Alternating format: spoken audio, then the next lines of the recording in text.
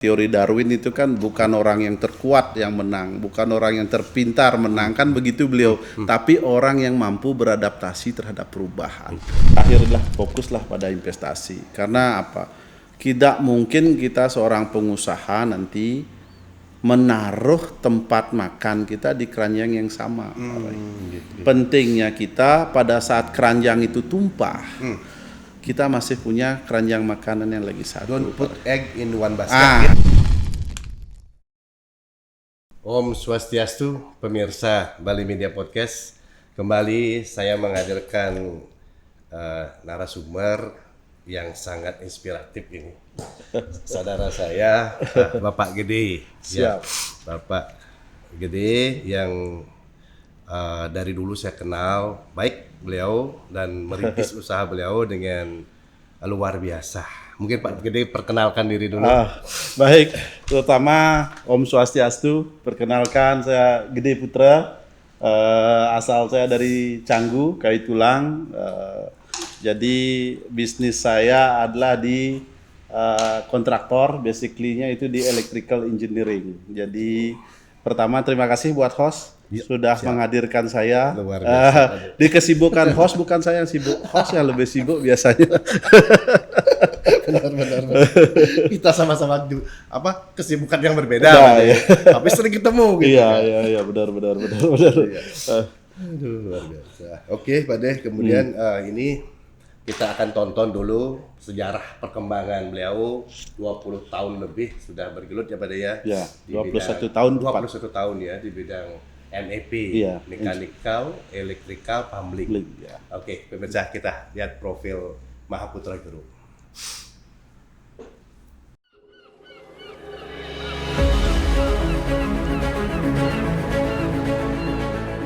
Kami adalah Mahaputra.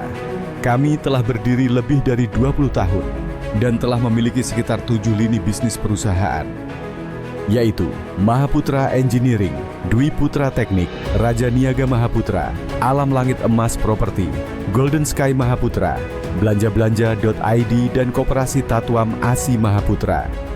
Yang pertama adalah Mahaputra Engineering, berfokus pada bidang teknik mechanical, electrical, dan plumbing. Dengan visi menjadi perusahaan kontraktor mechanical, electrical, plumbing, dan jasa home service. Kami sepenuhnya mendedikasikan diri untuk kepuasan pelanggan dengan bertumpu pada potensi insani dan teknologi IT.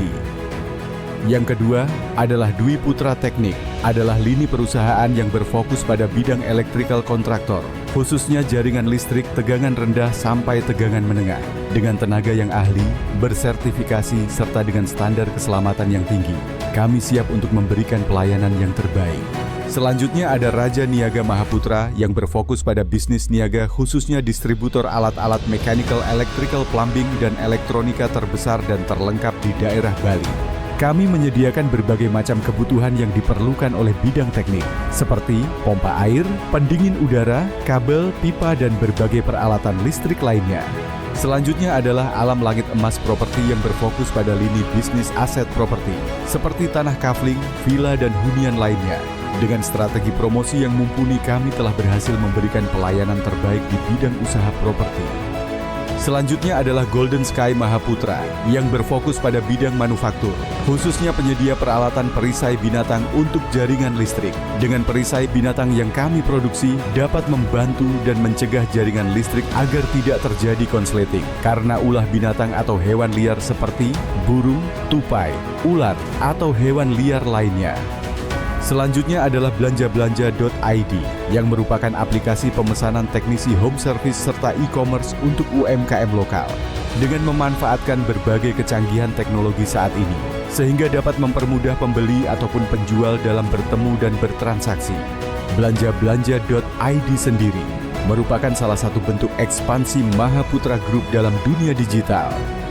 Dan yang terakhir adalah Koperasi Tatuam ASI Mahaputra yang merupakan usaha koperasi yang mempunyai tujuan untuk meningkatkan perekonomian dan kesejahteraan anggota dan masyarakat dengan prinsip kekeluargaan, demokrasi ekonomi, serta berdasarkan asas-asas koperasi. Kami siap melayani dengan sepenuh hati. Sekianlah company profile dari Mahaputra Group yang telah memberikan gambaran menyeluruh tentang visi, misi, serta nilai-nilai perusahaan kami. Kami berkomitmen untuk terus berkembang dan berinovasi dalam berbagai sektor, memberikan solusi terbaik untuk klien, dan menjunjung tinggi integritas serta kualitas. Terima kasih atas perhatian Anda, dan kami berharap dapat bekerja sama dalam berbagai kesempatan di masa depan. Jika Anda memerlukan informasi lebih lanjut, jangan ragu untuk menghubungi kami.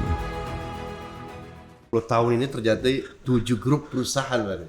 Hastu karo Pak Rai. Luar biasa. Berkat didikan Pak Rai ini. Itu hulu ke hilir, Hulu ke hilir. dan nambah ke jalur yang lain juga Iya, nih. iya, Ada iya, properti, saya lihat Iya, villa segala iya, macam iya, iya. pengadaannya. Ya, karena memang Pak Rai. Karena saya memegang prinsip begini Pak Rai. Dalam filsafat bisnis saya yang saya pegang selama ini ada filsafat begini Pak Rai. Sama-sama benar namanya. Iya. Pada saat berhasil itu benar berhasil dan kemungkinan juga benar gagal. Nah, itu filsafat itu yang terus menginspirasi saya bagaimana caranya kita berbisnis Pak Rai. Tapi saya menitik beratkan diri saya itu saya ingin berhasil Pak Rai. Gitu. Jadi dalam artian mungkin Pak Rai lihat saya selama ini bahwa saya 50% dari 100 Pak Rai. Iya. Itu saya menempatkan adalah memperbanyak teman Pak Rai. Porsi saya begitu bisnis. Pasti saya menginginkan 50% itu adalah modal dasar saya dalam berbisnis adalah teman Pak Rai. Networking istilahnya sekarang ya. Jadi dari 100% itu 20% saja sebenarnya perbankan Pak Rai. Untuk perbankan. Nah, 20% lagi adalah nilai-nilai diri Pak Rai, yaitu integritas kita. Kedua, kerja cepat, kerja cerdas, kerja tuntas. Gitu. Itu 20% dari saya, integritas kita dan sebagainya. Yang terakhir Pak Rai, karena bisnis itu ada misterinya. Tidak semua orang bisa berbisnis. Kalau gitu semua orang berbisnis. Bisnis sukses, kalau ya. gitu kan semua orang berbisnis dan ini 10% terakhir itu adalah memang tangan Tuhan Pak Rai. Tidak bisa kita hindari itu. Mungkin jadi 50% sudah teman, bank support, nilai-nilai diri juga. Tapi 10%-nya Ida Sang Yang Widiasa belum berkata tidak, ya kita nggak akan pernah berhasil Pak Rai. Itu filosofi yang membuat saya selama ini gigih, berjuang, mati-matian begitu Pak Rai. Itu Pak Rai. Saya saksi hidupnya untuk itu tuh. Ini luar biasa. Iya, jadi Narasumber saya kali ini.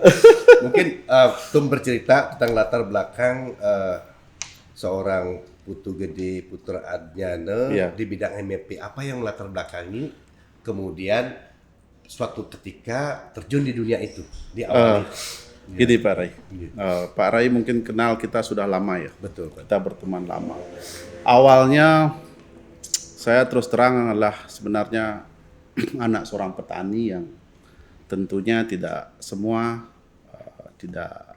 istilahnya tidak ada yang berkecukupan. Saya di bawah standar lah kalau bilang hidup saya minus Pak Rai. Jadi karena mungkin itu ya istilahnya keren trending sekarang power of kepepet Pak Rai. Itu ya. Itu The power of kepepet. Itu membuat saya harus jengah. Jadi saya tamat SMP pun pernah putus sekolah saya Pak Rai. Jadi pernah putus sekolah, akhirnya saya sekolah lagi diploma, baru bisa S1. Baru kemarin baru selesai S2-nya, kan sekarang baru doktornya gitu Pak Rai. Jadi masih panjang sekali masih perjalanan hidup saya gitu. Nah, dari sanalah dari rasa itu kenapa saya harus berbisnis. Karena pada saat itu saya lulus sekolah, saya jadi engineering di hotel. Pada saat itu bom meledak. Oh, 2002. Bom itu meledak, kami di hotel itu hampir dirumahkan semua Pak Rai. Nah, dari power of kepepet ini saya kan mempunyai skill Pak Rai. Jadi saya benar-benar terus flashback lagi, dulu saya masih STM Pak Rai, ketemu sama teman yang sudah fasih memasang listrik. Nah, karena saya kan paham dengan diri saya, ada teman yang medang levelnya sudah middle up, saya kan middle low. Jadi saya bergaul dengan yang teman-teman yang middle low Pak Rai. Jadi Di sana saya mendapatkan sebuah inspirasi, mungkin Emek dihubung kalau lihat podcast saya, beliau yang banyak membantu saya di kehidupan ini Pak Rai. Jadi ada seorang ibu saya, teman saya Nyoman Wipramo namanya dihubung. Saya hidup di sana Pak Rai karena apa? Sekolah STM itu saya dengan biaya sendiri Pak Rai. Mulainya dari sana. Biaya sendiri dan kebetulan teman saya itu sudah fasih memasang alat-alat listrik. Sudah aktif lah, teknik paham lah dia. Baru kelas 1 STM itu Pak Rai. Nah, kelas 1 STM. Jadi pada saat itu sebenarnya saya sudah mulai berbisnis tapi masih kecil-kecilan Pak Rai. Udah jiwa entrepreneur. Jiwa entrepreneur saya mulai tumbuh. Bisa deh kayaknya dengan memasang listrik dengan borongan yang ya mungkin karena anak STM kelas 1 kan pasti dikasih borongan murah. Yang penting pikir saya hanya bisa buat SPP. Pada saat SPP itu dulu 10.000 Pak Rai. Saya rasa masih bisa karena saya dikasih borong 2.500 pada saat itu. Jadi masih bisa lah saya bayar SPP. Nah dari sanalah saya meloncat. Akhirnya pas saya melanjutkan kuliah sambil kerja gitu Pak Rai. Akhirnya saya ketemulah core bisnis di electrical Pak Rai. Nah gitu MEP. Paham dah saya yang namanya electrical engineering, kubikel, trapo, tegangan listrik dari 12 volt, 220 sampai 20 kP, paham lah saya di sana Pak Rai. Itu cikal bakalnya saya melentingnya di sana Pak Rai gitu. Ya.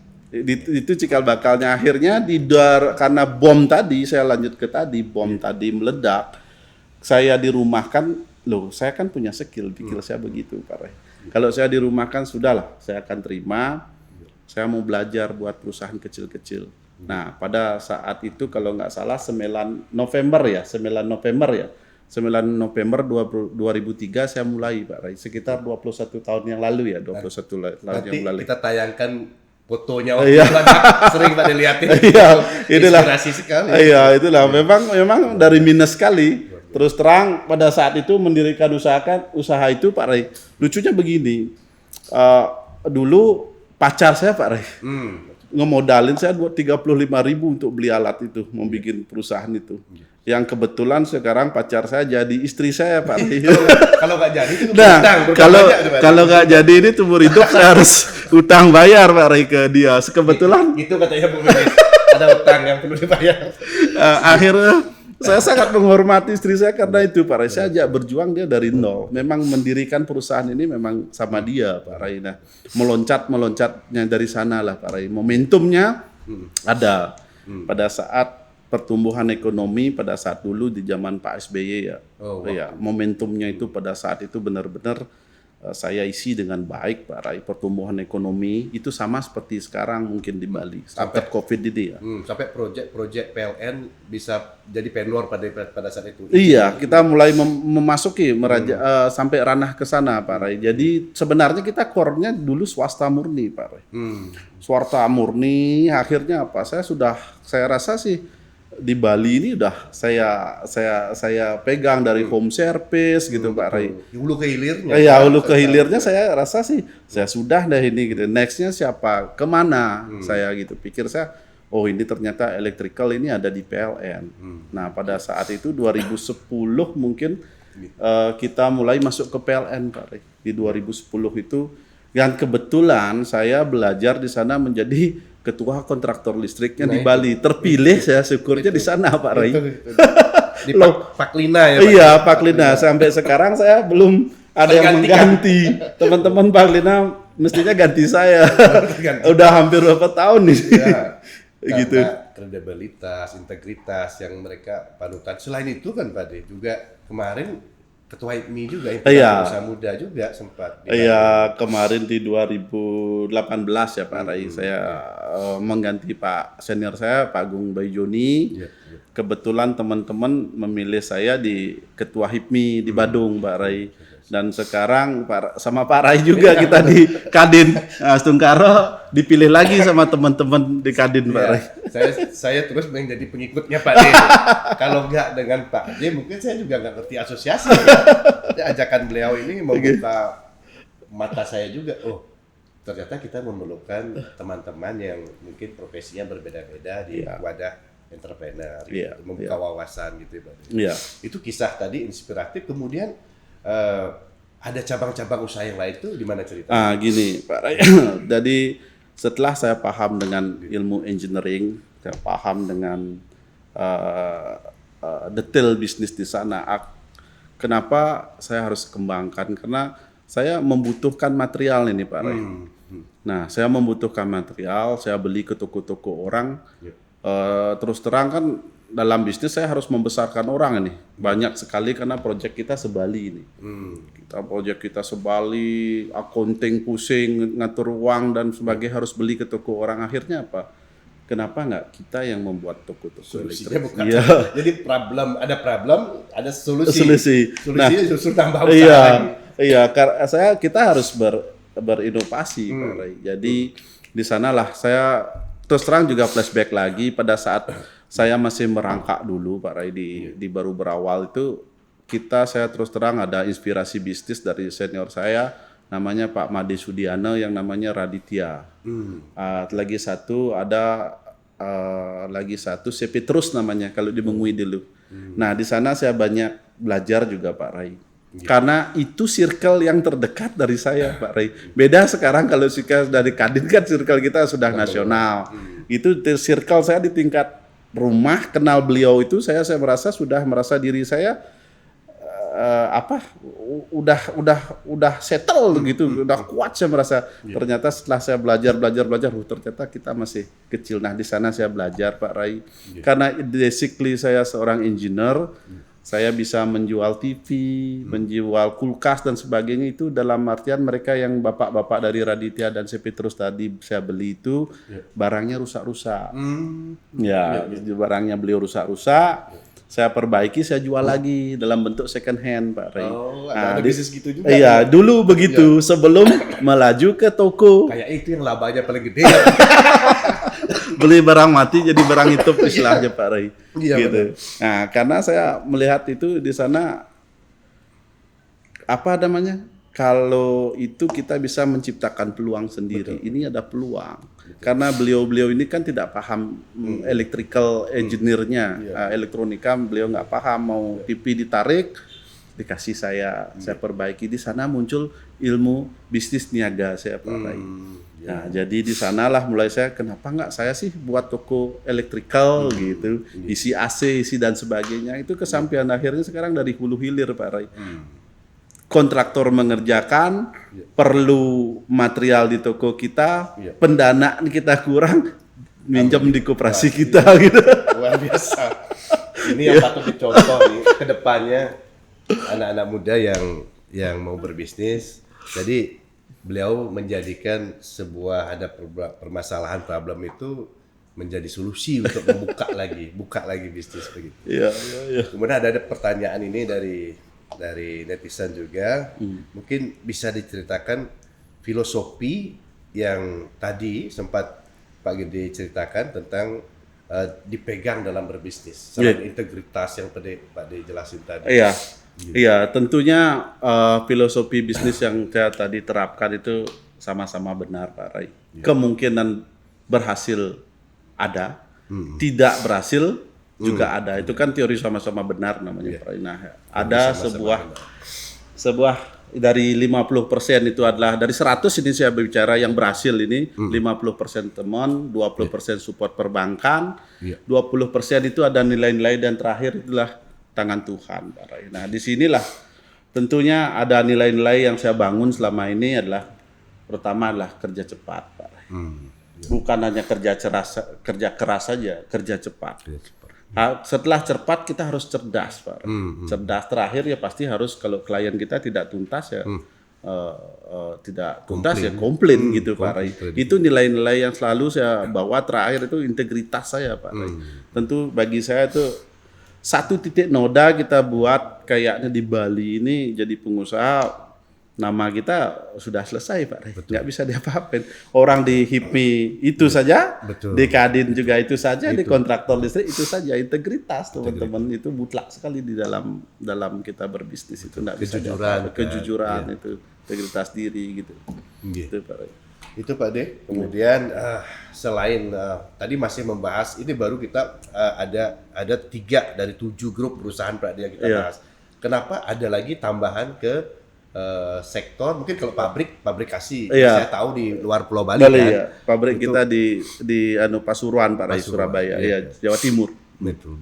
Kemudian ada lagi yang berhubungan dengan hulu hilirnya Iya. di perusahaan ini mungkin sudah merambah ke properti. Ini apa karena Canggu yang berkembang, pererenan berkembang di sekitar lokasi main buildingnya Pak De, atau lagi apa istilah sekarang FOMO, Iya, lagi iya, banyak iya, orang booming ya. memanfaatkan itu ya. Iya, benar Pak Ray. Karena properti itu adalah perusahaan saya terakhir Pak Ray. Dalam artian bagi saya ini mudah-mudahan di umur saya yang sudah 42 tahun ini, saya harap ego bisnis saya mulai saya harus bisa kendalikan Pak Ray. Ekspansifnya. Iya, selalu ekspansif itu. Ini terakhir adalah properti. Karena apa? Dari semua bisnis itu kan properti Pak Ray. Ujungnya pasti investasi properti kan begitu ya. Paling kalau tidak investasi saham ya properti, kalau enggak bentuk emas dan sebagainya. Kalau saya memilihnya di properti, kalau memanfaatkan momentum pertumbuhan kita di Badung Pak Ray. Pertumbuhan ekonomi kita, GDP kita ini pada hari ini kalau enggak salah saya dikoreksi 11,25% pertumbuhan kita di Badung. Gede banget, mungkin ini terbesar se-Indonesia pertumbuhan kita Badung. Inflasi kita 6% Pak Ray. Kalau saya tidak opportunity ini yang ada ini saya manfaatkan, bagi saya terlalu bodoh saya Pak Ray. Gitu. Ya, walaupun saya buat properti ini mungkin dengan 20% yang tadi saya bilang support bank juga tidak masalah. Yang penting hitung-hitungannya sudah jelas Pak Ray. Gitu. Jadi momentum Bali ini bangkit after COVID dan peluang ini datang, saya tidak akan pernah, karena kalau sampai nanti hilang peluang ini akan menjadi penyesalan buat saya Pak Ray gitu. Dan saya lihat kemarin waktu bikin kayak kacang goreng habis dah. Astun Karo Pak. Nggak sempat begitu memasarkan. Iya. Dan sekarang mencari lagi peluang di mana bisa itu memang bukan kebetulan. Momentum yang bisa Pak Yudi manfaatkan. Iya, Kebetulan iya. ada peluang di sekitar situ, Iya. ada pendana, ada pembeli. Justru saya lihat untuk properti juga orang-orang luar dari Bali, Jakarta, Surabaya datang ke sini berlomba-lomba untuk itu. Kenapa putra daerah tidak gitu Pak? Iya. Itu pelajaran kita melihat momentum. Jadi tidak serta-merta harus di basic apa yang kita tahu aja. Setelah semuanya settle, mungkin ngelihat momentum harus invest juga ke situ. Iya. Karena di properti itu saya belajar juga dari teman Pak Ray, itu namanya Pak Arya. Saya melihat dia kok lo hebat sih di properti, saya bilang gitu. Saya juga belajar. Jadi daripada saya harus tabrak masalah yang tidak paham, harus saya beli pengalaman, mending kenapa nggak saya ngobrol sama dia. Ini ada bisa nggak ngelola gitu. Jadi saya banyak belajar juga dari teman Pak Ray. Karena itu juga ilmunya complicated juga di sana, berhubungan vertikal, horizontal gitu Pak Ray. Ternyata juga complicated di sana. Nah, Astun Karo ya berjalanlah sampai hari ini Pak Ray untuk properti. Jadi kalau melihat something yang positif, Pak De selalu on ya untuk Iya, ini, pokoknya saya perlu belajar juga gitu. Iya, Pak Ray, Salada udah bagi saya ada opportunity, pasti saya isi Pak Ray gitu. Kembali ke jalur MEP-nya Pak De. Ya. Mungkin apa tantangan terbesar yang pernah Pak De rasakan ketika berbisnis di bidang mechanical electrical tumbling ini? Sebenarnya kalau di MEP itu, di teknik itu semua tantangan Pak Ray. Yang tantangan terberat bagi saya itu adalah memang persaingan di MEP Pak Ray. Tentunya di sana banyak ada regulasi Pak Ray yang tertabrak-tabrak. Dari pusat ke daerah. Dari pusat ke daerah. Kenapa? Saya di MEP itu kadang-kadang juga tidak tahu lawan kita ini siapa. Karena apa? Mestinya ada sebuah aturan di dunia usaha yang harus dipatuhi oleh semua belah pihak. Karena ada apa? Misalnya ada MEP, perusahaan MEP besar masuk ke Bali, lelangnya dibuka semua jenis perizinan gitu. Baik kecil, menengah, besar itu boleh ikut dalam lelang pekerjaan tersebut. Nah, disitulah kita yang dalam kondisi saat ini adalah masih dalam posisi menengah, Pak Rey. Nah, untuk bersaing dengan perusahaan-perusahaan Jakarta itu, nah itu yang kita tantangan terbesar kami ada di sana. Yang kita lawan itu adalah raksasa-raksasa dari luar, Pak Rey. Nah, itulah kita butuh yang namanya proteksi dari pemerintah. Pemerintah harus hadir. Biar apa? Biar benar aturan itu. Biar perusahaan kecil, lawannya kecil. Kalau dia mikro, biar lawannya mikro. Tapi kalau besar lawan menengah, tentu itu rasa keadilannya akan kurang, Pak. Itu akhirnya dengan asosiasi yang Pak Gede pimpin, kemudian teman-teman di asosiasi, apakah solusi itu sudah diakomodir oleh pemerintah? Kalau dengan di sisi pemerintah, sisi regulasi dari kalau di PLN itu kan ada di bawah kementerian, Pak Ray. Mungkin itu masih bisa diakomodir, Pak Ray. Nah, yang saya maksud itu di sini di sisi swastanya, Pak Ray. Ya, yang di luar APBN. Kita kan main di luar APBN, Pak Ray. Nah, di sanalah sulit untuk menerka. Ini lawan kita ini siapa? Gitu. Karena perangnya itu artinya ininya itu terbuka ya. Terbuka. Mereka mencari harga yang murah kan pasti gitu. Dia nyari yang best price, layanan cepat, terus gitu fasilitas perusahaan itu apa gitu, kualifikasinya apa. Gitu. Dan tapi saya dengar dari Kadin mungkin akan atau sebelumnya sudah ada akan buat atau sudah terjadi regulasi yang memakai pengusaha lokal atau UMKM lokal untuk sesuatu yang datang misalnya di Bandung nih, sesuatu investor yang datang ke Bandung harus memakai pengusaha lokalnya untuk jasa dan barang. Itu sudah terjadi regulasi itu, Pak? Kemarin adanya OSS itu, Pak Ray. Karena kita pas dari HIPMI saya perjuangkan itu, Pak Ray. Mudah-mudahan nanti di Kadin ini kita bisa menggolkan ini, Pak Ray. Karena apa? Karena perlu sekali UMKM lokal itu proteksi. Kalau memang sudah gajah yang datang, yang lawannya biar gajah gitu. Nah, kalau kita yang dilawan ini udah nggak jelas, dan ke pemerintah termasuk juga skop kita kan di Pemda Badung. Dari Dinas Perizinan juga sudah saya kasih tahu. Ini loh Pak, UMKM kita atau dunia usaha kita perlu proteksi. Jadi kalau tanpa pemerintah dalam tripartit ekonomi itu kan ada 3, ada pemerintah, ada pengusaha, ada masyarakat. Nah, ini harus balance sekali, Pak Ray. Kita tanpa pemerintah, tanpa aturan juga nggak jelas. Ring tinjunya nggak jelas, aturan mainnya nggak jelas. Tapi kalau tanpa juga pengusaha, pemerintah juga kacau, nggak bisa mendapatkan income seperti pajak dan income ke pemerintah sebesar itu, gitu, Pak Ray. Itu harus saling support. Masyarakat dapat, itu investasi dan sebagainya, ekonomi bergulir gitu, Pak Ray. Betul sekali. Oke, pemirsa, sekarang kita dengan narasumber yang sangat kredibel di bidangnya, 21 tahun di bidangnya, tentu keilmuan beliau sudah sangat matang. Kemudian kita ke arah segmen 2, peluang, tantangan di bisnis digital. Nah, sekarang kan semuanya mengarah ke digital, Pak Gede. Jadi menurut Bapak, seberapa besar potensi pasar digital di bidang MEP ini? Karena saya lihat sudah itu bikin aplikasi miliaran itu. Itu gimana ceritanya? Kalau sudah mendahului sebelum era digital ini? Iya Pak Ray, karena gini, kalau kita dulu saya mulai bisnis itu ya tahun 2003 itu, yang ada itu adalah HP yang biasa itu, Pak Ray, yang tulalit Nokia 5510 gitu ya. Saya baru bisa beli itu pada saat itu, Pak Ray. Nah, dengan adanya perkembangan zaman seperti ini, disrupsi istilahnya di bidang digitalisasi dan merubah semua tatanan ekonomi sampai kita. Sampai dagang bakso juga bawa sudah smartphone. Semua jadi kita juga di dunia bisnis kan harus berubah, Pak Ray. Karena menurut bukunya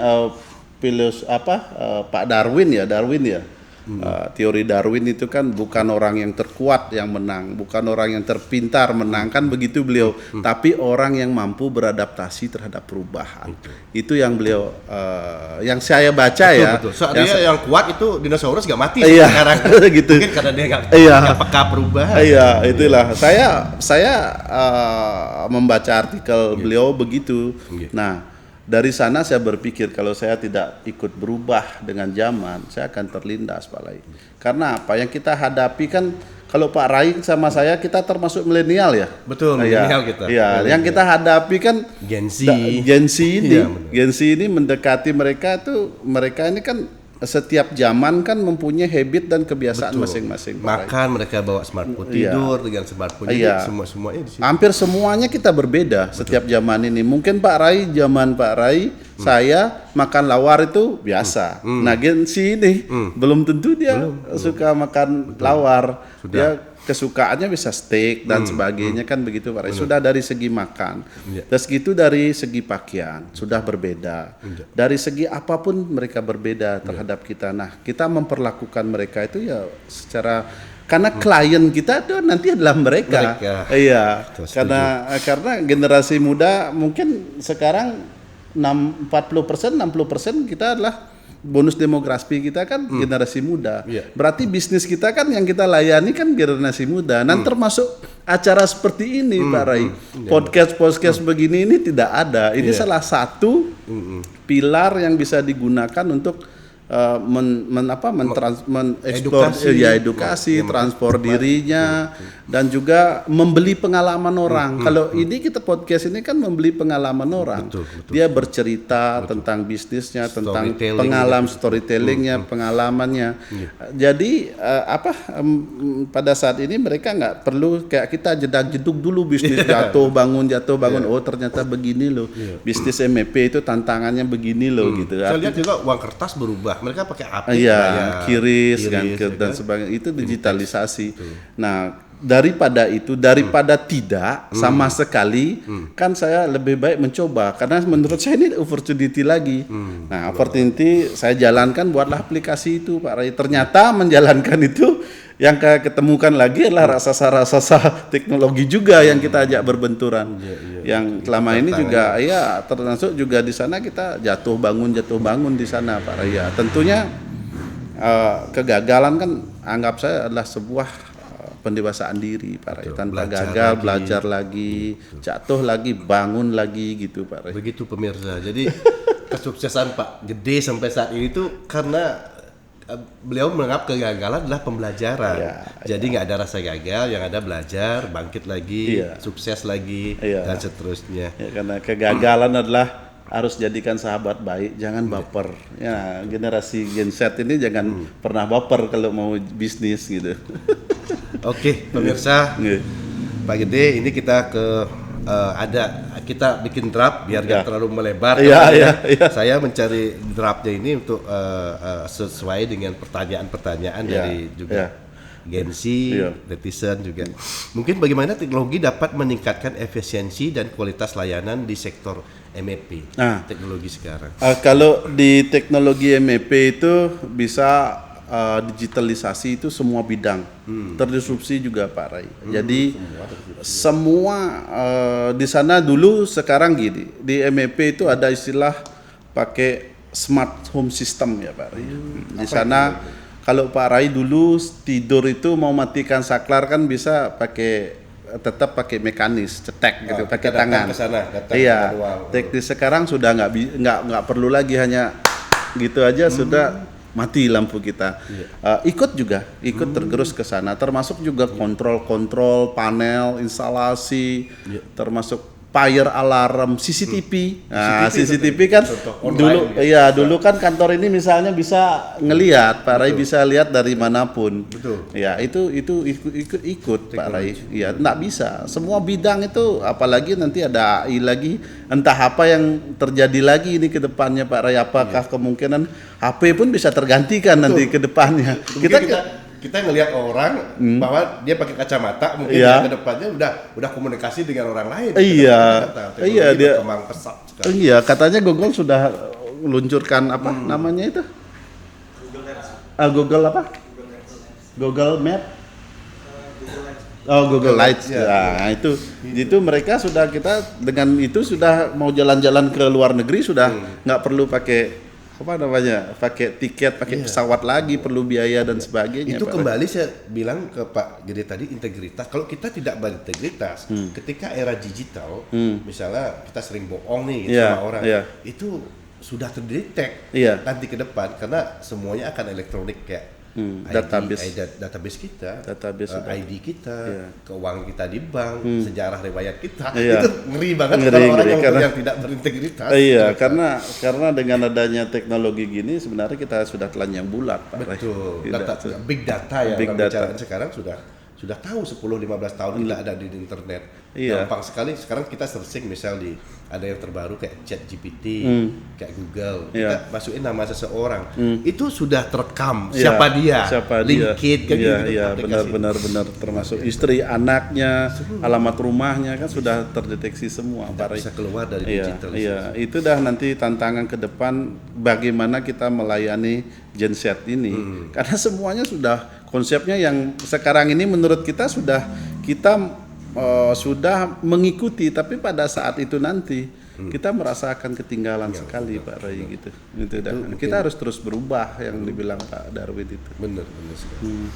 Oke, pemirsa Pak Gede, kita mengarah ke segmen berikutnya, inspirasi dan saran. Baik. Ini Tips. Ya, tips karena ini kita juga memerlukan seorang tokoh yang sebelumnya, biarpun kita generasi milenial Pak De, Iya. cuman ke ilmu dasarnya itu tetap diperlukan oleh Gen Z dan seterusnya gitu. Iya. Mungkin apa strategi Bapak dalam menghadapi persaingan di industri reparasi berbasis digital? Apa ada masalah di SDM atau untuk istilahnya transformasinya itu ada problem atau Iya, iya. Kalau kita sudah menjalankan yang namanya digitalisasi di bidang home service yang pengalaman saya, Pak Rai, ternyata setelah kita jalankan itu kita banyak tergantung terhadap negara lain, Pak Rai. Nah itu yang sangat kita sayangkan karena pemerintah menggenjot yang namanya digitalisasi, tapi banyak sekali masih komponen-komponen yang pendukung dari sebuah aplikasi itu ada di luar negeri, Pak Rai. Pertama, server. Mungkin server ada di Indonesia tapi harga price-nya terlalu tinggi. Kita harus plan B kan gitu. Namanya juga kita baru mulai digital kan. Akhirnya apa? Kita harus sewa server itu di Singapura. Yang kedua apa? GPS, Pak Rai. GPS. Iya, karena di teknik itu kita untuk men-searching posisi karyawan kita, misalnya lagi men-service di mana seperti Gojek itu Pak Rai tahu arah teknisi itu kemana, itu berbayar, Pak Rai. Itu yang mahal. Iya, itu punya berbayar. luar negeri. Iya, terakhir itu kita harus teknologi message-nya, Pak Rai. Pesan. Iya. Pak Rai nelpon pakai Gojek itu pakai kotanya pihak ketiga itu, Pak Rai. Itu juga harus berbayar. Tidak ada gratis, Pak Rai. Itu aja sudah 4 yang harus kita bayar per bulan. Ini aplikasi ini belum jalan loh, kita harus sudah bayar per bulan itu. Belum lagi website kita harus kita berbayar. Gitu. Jadi semua itu harus berbayar semua karena memang sih negara kan kita yang menggunakan hanya bisa kita menggunakan instrumen yang ada. Yang menciptakan kan negara-negara maju itu. Nah, kita mau berkembang di teknologi ini kian kita mengepus pingin berkembang di bidang engineer ini dengan teknologi, kian tergantung kita dengan negara ini. Harapan saya dengan adanya Gen Z ini bisalah nanti berinovasi anak-anak muda itu. Kalau kami yang sudah termasuk mungkin tua ya, 42 tahun saya merasa diri saya sudah tua. Masih muda loh Pak. Dibandingkan orang umur 90. Kayaknya saya harus mengakui saya tidak mampu untuk membuat hal-hal seperti itu. Itu anak-anak muda lah, anak-anak kita lah yang kesempatan untuk membuat itu, Pak Rai. Tantangan itu ada di sana untuk digitalisasinya. Iya. Masih ketergantungan kita terhadap bukan Indonesia, negara lain saya harus bilang, ya negara lain. Oke Pak Gede. Ya. Pak Gede, kita mengarah ke segmen terakhir nih, tak terasa asik ngobrol dengan Pak Gede dengan ngeflow gitu kan. Ternyata kita memang perlu durasi lebih nanti. Iya. Ini apa kita closing statement nih Pak De. Iya. Jadi silakan dari Pak De untuk entrepreneur. Oke. Saya closing statement saya ada 2 mungkin tips ya. Tips bagi generasi milenial atau anak-anak muda yang baru ingin menjadi seorang entrepreneur ya. Jadi jika dalam membuat usaha, misalnya penjualan apapun itu, fokuslah, misalnya penjualan saya ambil di sini, fokuslah pada penjualan. Bagaimana setiap hari adik-adik atau generasi muda berfokuslah gimana berpikir menjual. Karena di sana nanti ada profit. Nah, setelah ketemu profit, hitunglah profit itu, dikurangi ini, dikurangi itu, dikurangi ini, dikurangi itu, ketemu yang namanya margin. Nah, setelah itu berfokuslah pada sistem. Karena apa? Karena kita perlu sistem, baik itu sistem SDM, sistem keuangan kita untuk mencegah apa? Losses. Tertipu, ditipu kan seperti itu Pak Rayu. Dah nggak bisa dihindari dalam dunia bisnis itu. Nah, di sanalah bentuklah sistem, perkuatlah sistem-sistem perusahaannya. Yang terakhir, yang ketiga adalah fokus pada pengembangan usaha. Nah, di sana kita yang namanya pengusaha Pak Rayu. Tentunya kan kita orang Bali bilang nggak lobo. Kan begitu sudah punya satu. Yang penting pasti pengen punya 2. Asalkan jangan istri aja punya 1, minta 2 kan gitu. Tapi perusahaannya justru setengah jadi hilang mungkin Pak. Nah, jadi di sana berfokuslah untuk membangun usaha. Jadi punya sudah 1, nextnya lagi 1, termasuk dari penampilan, karyawan dan sebagainya, bentuk perusahaan dan sebagainya. Kembangkanlah usahanya. Yang terakhir tips itu adalah fokuslah pada investasi. Karena apa? Tidak mungkin kita seorang pengusaha nanti menaruh tempat makan kita di keranjang yang sama. Pentingnya kita pada saat keranjang itu tumpah, kita masih punya keranjang makanan yang lagi satu. Don't put egg in one basket gitu ya istilah bahasa Inggrisnya Pak Ray yang lebih paham lah. Benar. Artinya gitu, bedakan core bisnisnya. Jadi sudah punya margin, sudah punya toko, sudah punya banyak, taruhlah di investasi yang bentuknya saham. Kalau saya di properti, saham dan sebagainya, itu bisa pilihan adik-adik semua. Itu tips dari saya. Instrumen investasi masih banyak sekali Pak Ray. Jangan tiba-tiba baru bisnis tahun sudah mau mengembangkan bisnis. Itu berarti mengembangkan ke bisnis yang lain. Iya. Belum sehat, prematur, ya. Belum masih prematur. Nanti semuanya berantakan. Nggak boleh juga terlalu dalam bisnis, mohon maaf tanda kutip, rakus gitu ya. Harus melihat diri sendiri dulu, peluang dan kemampuan kita, kapabilitas kita. Ya, itu dah Pak Ray. Luar biasa. Begitu pemirsa. Ya. Ini kembali tokoh saya yang saya kagumi dari dulu. Beliau benar-benar berproses dalam hidup juga dalam bisnis. Ya. Mungkin di next podcast saya pasti undang lah lagi beliau, sangat inspiratif. Begitu pemirsa Bali Media Podcast, saya akhiri podcast kali ini Pak Gede dengan mengucapkan Prama Santi. Om Santi Santi Santi Om. Terima kasih.